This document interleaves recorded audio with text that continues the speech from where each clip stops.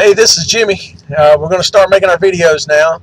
Some of you may not realize it, but I drive an 18-wheeler across country, so sometimes I don't have time to actually spend making videos. I'm working, may drive long hours, things like that, be trying to get enough rest and get up and go again. But in the last couple of weeks since I posted that first video, I've been thinking a lot about what I wanted to talk about on this, what I now consider really my first video about what's going on here. So we'll start at the beginning. A couple of years ago, we made a decision to move into another state, and things didn't work out quite the way that we expected them to, and it was no fault of the state or the city or any of the people that I lived around. I had some great neighbors, wonderful people at this little church that we went to up there. But when things didn't work out the way that I hoped they would, I went into somewhat of a dark place. I went into a depression, and I was able to hide this pretty well from most people. But man, I even had thoughts of dying. I had thoughts of suicide. But in the midst of all of that, I say all of that to say this, in the midst of all of that, I had what I have now learned to call a grace encounter. I had an encounter with grace in a way that I had never experienced before in my whole Christian life. And that's what I want to talk a little bit about, in that how the Lord really, He really showed me some amazing things. And in the midst of all of that bad time I was in, I never lost sight of the fact that my Father had promised me that He would never leave me or forsake me. So I stayed in the Word, and I spent a lot of time praying. Although at times, I'm telling you, at times it seemed like I was just talking to myself. And it seemed like as I opened the Bible and I would read the Word of God, that it was just dead to me. It just seemed like there was nothing there. One day, I don't even know the exact date, it was sometime right before Thanksgiving or right around Thanksgiving, I had a grace encounter. The Lord showed me something out of Matthew chapter 6 as I was reading and studying about Jesus giving the Sermon on the Mount. And what He was telling was, don't worry. Don't worry about anything. And I'm like, how do you do that? How do you not worry when you're in the midst of a really bad time in your life? And in that same chapter, where what most of us call the Lord's Prayer, in that prayer where Jesus said, give us, Lord, our daily bread. And it all came together in a moment, in a moment of time, in a flash of almost like a movie picture. It came through my mind, and I saw the Hebrew children in the desert. Now, I'm not saying I had a vision. I saw all this at one time. And the Hebrew children were in the desert gathering manna, which came to them every day except for the day before the Sabbath, and they had enough for 2 days. But the thing is, the Lord gave them their daily bread, and it came every day.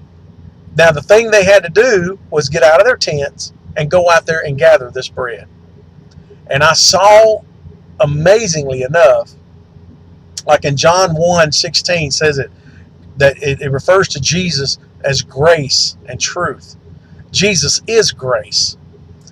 Everything that our Father planned for us and has already given us comes to us by grace.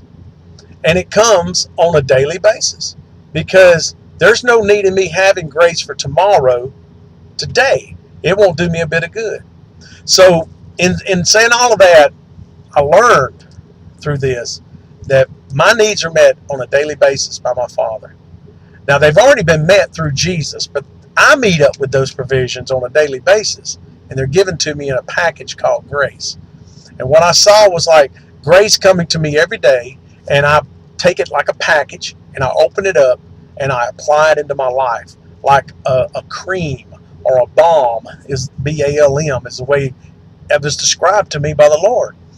So just like, and I still use this every day, even today, this has been a couple of years ago, I still use it every day. And for example, like I said, I drive an 18-wheeler, and every day before I drive this truck, before I ever leave in this truck, I say this very simple profession of faith, if you want to call it, or it's more like a prayer where I thank my Father that every day He has given me what I need and has given it to me in a package called grace. And I say out my mouth, I receive my grace for today.